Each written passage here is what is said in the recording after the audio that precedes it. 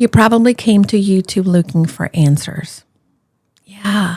Many people do that, and I've done it myself. I've come to YouTube looking for the solution, the magic pill, the secret sauce that is going to help me build a business. And most entrepreneurs are really sabotaging their success. And in this video, I'm going to talk about the things that I had to quit, the habits I had to quit in order to build a successful business. So stay tuned and pay attention to the last habit, because this is the one that really made a difference for me. Okay. As a business strategist, I can tell you that I started my business almost 5 years ago, and I thought I had it together. I thought that, okay, I had a successful corporate career, so therefore I would have a successful business right away. And boy, was I wrong. I really needed to be able to put on the hat of an entrepreneur in order to succeed. And the hat that you wear really has to be the one that fits. Let me explain. Many of us think that our skills are the things that are going to carry us through, but they're not. Our habits, because the habits create the consistency and create the momentum and the congruency that helps you build the confidence. So let's move to number one. The first thing that you have to quit if you want to make money in your business is really stop overthinking every single decision. As I work with clients, I see it all the time. They're wondering, well, what should I do? Who should I serve? How do I start? Where do I build my website? How do I create the fancy logo? Oh my gosh, please stop making a logo, for the love of God. And that's one of the mistakes I made. Overthinking it. And by the way, creating that freaking logo. Do you need it? Sure. And we'll talk about it in another video and podcast episode. But today, let's discuss about the overthinking. Analysis paralysis is where most entrepreneurs get stuck. And if you want to continue to build a business that is thriving, that is making an impact in the world, you're going to have to take the first step. You're going to have to just take the leap. Take the leap. Why? Because sometimes we're going to learn from making the mistake. We're going to learn from not doing it right. We're going to figure out how to not do it, how to not do it wrong, and how to do it right. So that's the first thing. So if you're sitting around overthinking, ask yourself, what is the worst thing that can happen if I just take the leap? If I just do it, like Nike says. Okay. Habit number 2, waiting for everything to be perfect. And I have to say that these are kind of go hand in hand. Perfectionism is really one of the things that many of us suffer from. And I interviewed John Lee Dumas on my podcast. And one of the things that he said that is perfectionism is really being a coward. And it really hit me. And I know I've talked about this before, but it hit me because was I afraid? What was I afraid of? And I know in the very beginning, when I was even considering taking my business and starting a business or launching, I wanted everything to line up. I wanted the stars to be just perfect, and I wanted the time of year to just be right, and I wanted my frame of mind to be good and my husband to be ready. And I'm going to tell you, all of those were different reasons that I was giving myself for not starting, because I was afraid of the failure. And again, like I said in the overthinking point, right? When we stop overthinking, we're giving ourselves permission to fail. So it give away that perfectionism. There's nothing that will prevent you more from being successful is by expecting perfectionism. And done, as they say, is better than perfect. I often used to think I'm not going to get that assignment done in school because I wanted to just be 100% stellar. And well, there's no such thing as 100% stellar. There's always going to be something that could be improved. So take the leap and learn to improve things as you go along. So give up the habit of perfectionism. Okay, now for you ladies, most ladies, and I want to tell you that I have been there too. When I first priced my services, this is the habit that also was keeping me from being successful, and that's not charging what you're worth. My friends, there's a lot of different ways in which you can figure out how to price yourself, right? However, a lot of times we don't take into account what our services are worth, what our time is worth. Maybe if you're client base, you are working with that person for that amount of time, maybe 1 hour, an hour and a half, whatever it is. But there's a lot of other preparation that you had to do to be in that moment and helping that client. Charging what you're worth reminds you that you are not worth it. Subconsciously, by the way. It's not like you're saying, I'm going to charge $10 and I'm not worth it. I'm not worth more. No, you're saying, well, I don't know if that person is going to pay me that much. Oh, you know what? I don't know if that person can afford me, or I'm going to discount myself. When you're doing that, subconsciously, you're saying, what I have to give is not worth what I have to price it at.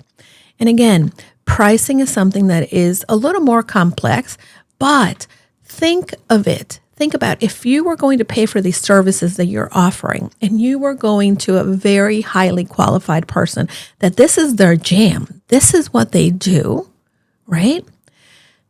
This is what you would pay, even if money was no option. So object option. I don't know. Okay. So think about what it is and ask your friends as well. What is it worth? Because people buy the thing that they need. And if someone needs the solution or wants that transformation, they're going to pay what is worth. So don't undervalue your services. And if people are paying that, guess what? It's time to raise your prices. Don't be afraid. The worst thing that someone can say is, no, I'm not willing to pay that. And then you can come back to the drawing board, but never underestimate. Okay, we're moving to number 4. But hold a minute, I need some tea. By the way, what are you drinking? I'm drinking strawberry tea. It's one of my favorite teas. And I bought a strawberry tea that I adore, and I can't find it anywhere else. I don't know. I've looked on Amazon. Okay, I'm getting sidetracked. Okay, focusing on too many things at once is habit number 4 that keeps you from building a successful business. As I have said before to not only myself, but to my clients, pick one thing, one track, one system. You have to find that evidence that you are capable. And a lot of times, I see many entrepreneurs begin this path and then say, oh, it's not working. I'm going to go that path. Oh, wait a minute. That person is doing that. Maybe I should go and do that. So many times we lose the momentum. We lose that oomph because we stop and we think, I can do it all.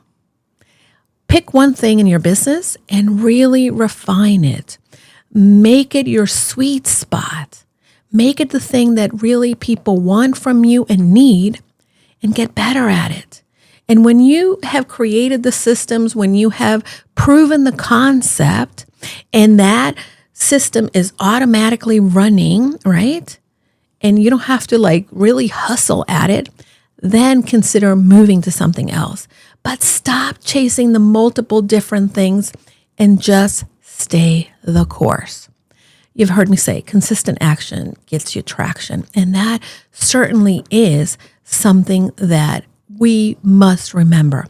Simplify, put it all aside, and pick the one thing that is really going to be the catalyst for you to build other things from. But don't go, from flower to flower. So that's number 4. All right. Number 5, avoiding sales and promotions. This is something that I often see a lot as well because, well, we're afraid of selling. Most women are thinking that, I don't want to be that person, or, I don't want them to think I'm pushy. Are you thinking that? Well, yes, some people may think you're pushy. Those people are not your people. Those people are not going to be the ones that take and buy from you.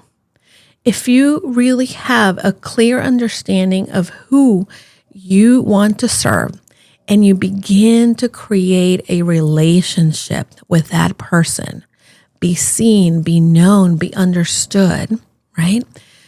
Soon enough, that relationship will deepen. And then the person that needs your services will say, holy crap, I need Julie. She can help me. She's been there. She's done it. She understands me. She gets it. A lot of times, many individuals think like, well, I'm just going to post it on social media and people will figure out that I'm selling something. I used to do that. And from time to time, I also do that. But be congruent with who you are and say, hey, I'm providing a value to somebody else. I am giving something that someone needs. You can't go into the grocery store and the grocery store is like, well, maybe I'll give you that. And it's okay. No, we're going to the grocery store and we need something and then we have to pay for it. But the grocery store is also going to promote their promotions or sales, all of these different things. So don't be afraid to sell because it's a service. It's a value. Somebody is looking for that. And promote it to the world. If we don't succeed at sharing what we have, if we don't tell people that we have something that they can be helped with, then definitely our business is going to suffer. Having these conversations, sometimes getting rejected doesn't get easier, but you get better at saying, okay, next. Why? Because you know that the person that said no to you, it may be a no for right now, or it may be the person who you are going to be grateful that didn't work with you. Put your sales and promotions out there. Do not avoid them. Talk about your offers daily, whether it be in your social media or in your networking events. A lot of times when I network with people, I will ask them, hey, tell me a little bit about how I can help you. What are you promoting now? Why? Because I want to hear, because perhaps someone in my universe needs that person. And I will say to them, hey, you know what I have coming up? I would love for you to help me share this. And it is a win-win for everybody. Don't overthink it. Just put it out there. Now, we have gone through number 1, overthinking, 2, waiting for everything to be perfect, 3, not charging enough, 4, focusing on too many things, 5, avoiding sales and promotion. So we're almost there. Let's talk about number 6. And this is the other habit that really must be that something that you leave behind when it comes to building your business. And boy, do I know, doing it all yourself. Doing it all yourself. I love the way that I do things. I think my way is the best way. I honestly don't think, for instance, my husband can do something as well as I do. However, I am not the person that should be doing the tech. I am not the person that should be, taking care of checking my email or sending little things out here and there. Yes, I began my business by doing it all. But as soon as I realized that I needed to do more of the CEO type things, I knew that I needed to bring someone to support me. The first person I brought on board, her name is Chelsea from Crystal Clear Copy, by the way, shout out. It was August of the year that I launched my business in April, right? So that's just a few months. And I remember having the conversation with Dan and he said, no, we really cannot afford it. And I said, Dan, someone has to help me. I can't do it all. I need to be able to work with clients more. But if I'm behind, tweaking the website or working on the social media or designing my little Canva things, that is time that I could very well spend doing something that only I can do. And for instance, the people that help me, and it's not just Chelsea now, I have Rose and I have other really incredible individuals behind me, but they are in their sweet spot. My sweet spot is certainly not to do the taxes. My sweet spot is not to be able to, create these very fancy funnels or things in my website. Can I do it if, push comes to shove? Sure. But I would rather give it to someone who is better at it, can get it in less time, and allows me the freedom and flexibility to do the things that I do best. Do what you do best and delegate the rest. And by the way, being the person that delegates and giving, again, the reins to somebody else allows you to have time to do the other things. For me, being able to delegate and to really walk away from the grind that most solopreneurs think that they need to be in. Giving those things up has allowed me to have more quality time with my husband, help my mom, or spend time with my friends, or guess what? Sitting and just chilling with a cup of my favorite tea or that little drink. Okay, another sip. All right, we're bringing it home. Number 7, the 7th habit that you need to quit in order for you to build your business and be successful is procrastination. And by the way, you don't get up in the morning and you say, you know what, I'm going to procrastinate my task, or I'm going to put off doing the things. You are going to say to yourself, wow, I need to plan this out and I'll do it. How many times have you done that? I mean, I've done it. And every time that I am going to plan out my strategy, I come back and I ask myself, is that procrastinating? And this really goes back to the overthinking and the perfectionism, because procrastination is really the fear that we're not going to do it right, that we don't know how to do it. And you know what? Most of us don't know how to do everything. We have to start somewhere. So stop planning. Stop trying to stay busy. When you fill your calendar with a slew of things, right? When you fill your calendar with a slew of things and not the actions that actually move you forward, like telling someone about your sales and promotions and your services. When you fill your calendar with these mundane tasks, you're doing it because you're like, oh my gosh, I am so productive. Look at everything that I was able to do. Well, my friend, you're not being productive. You're putting it off. And that action and that staying busy is really preventing you, and it keeps you stuck in the mud. And then you're going to wake up one day and think like, oh my God, where did the month go? How is it that we're in April already? Well, you've been planning for 3 months. Stop planning. Take action. Be an action taker. Be a doer. And yes, will there be bumps in the road? Will you possibly fail? Hope that you fail. Why do you want to hope that you fail? Because then you'll learn the lesson that will help you get to where you want to go. All right. And last but not least, here's the habit that a lot of entrepreneurs also avoid, and the habit that they have that they need to avoid. Let me say that correctly. Okay, the 8th habit that most entrepreneurs have that they need to avoid and they need to change is ignoring your numbers. Our numbers are really what drives our actions. When you know how much things cost you in your business, for instance, if you're going to delegate and you're going to bring a team member, a VA for a couple of hours, figure out, can I afford it?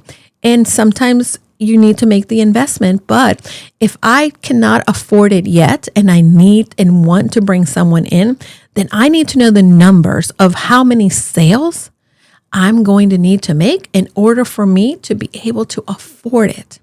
So really look at your numbers consistently. I design that Fridays. I don't work typically on a Friday afternoon. However, the one thing that is on my calendar for Friday is to look at the finances. And let me tell you, from someone that has had their story with money and has not always been good with money, really practicing that consistency of looking at numbers and not just how much money is coming in, but how much money you're spending and what are you spending it on? And also your other key numbers. If you don't have key numbers for your business, you're also going to struggle.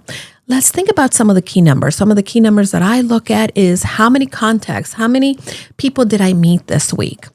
I also look at the numbers of my growth, whether it be in YouTube or whether it be in some of the other platforms. So think of the numbers and the things that move you forward and start tracking them, because as they say, a track number growth. Grows, like it gets better.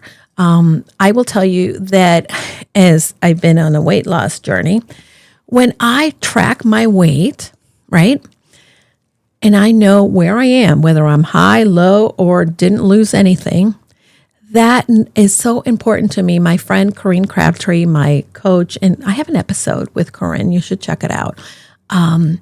She often talks about, and it's true, numbers, they're not good. They're not bad. They're neutral. They really are neutral.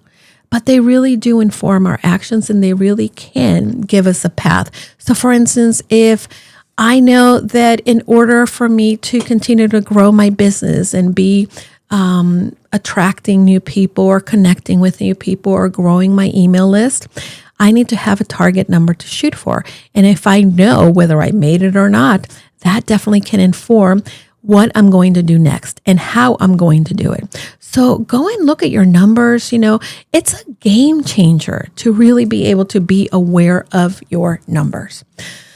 All right. So all these habits and why quitting them is incredibly important. Well, I'm going to tell you. When I started my business again 5 years ago, and I know that I keep saying that, but it's true. 5 years ago, I started my business. I was just very haphazard. I was so excited that I was an entrepreneur, that I was finally going to be my own boss and all of that. And it's really fulfilling and it's really fun. And it's really great to be able to think about all the great you're going to do in the world. But when we spend a lot of time, and for me, I spent a lot of time losing my place. And I think about, how far I could be today had I maybe started looking at my numbers earlier, or stopped waiting for everything to be perfect, or trying to do it all at once, or doing it without delegating. So if these are the things that you're really focusing on, if these are the things that you really are just, continuing to do in your life, then I want you to pick one that you're going to say, you know what? I am going to stop overthinking every decision. You don't have to change everything at once. I'm a tiny habits coach, and this is the one thing. Start small, and then you can continue to stack and build habits once you feel confident enough. And the confidence is going to come from the action. So maybe you want to go ahead and stop avoiding not telling people about your sales and promotions. Or maybe you want to go ahead and stop procrastinating. Whatever it might be, right? Pick the one thing that you feel may be good for you to start with. You know what? Maybe you want to start with the hardest thing that would be hardest for you, right? Or start with the thing that will be the simplest, but get going. Your business is something that you're going to be able to love and enjoy and thrive in. But you have to do it intentionally. You have to take responsibility for the actions that you take every day. Build a strong support system, but the best support system that you can begin with is you. You are the best support system that you can have. And then once you learn to hold yourself accountable, once you learn to really be able to, take the leap, be brave, start to in that path of, again, doing the things that you should and avoiding the things that you shouldn't be doing, you're going to be really proud of yourself, and you're going to start to celebrate one win. And the more that we celebrate our wins, the more that we're going to want to go and do that. And most of all, my friend, if you are listening to this and you're feeling overwhelmed, I want to invite you, and I'll do it with you, but I'm going to take a sip of tea. Okay. I want to invite you to take a deep breath. And maybe another breath to just center you.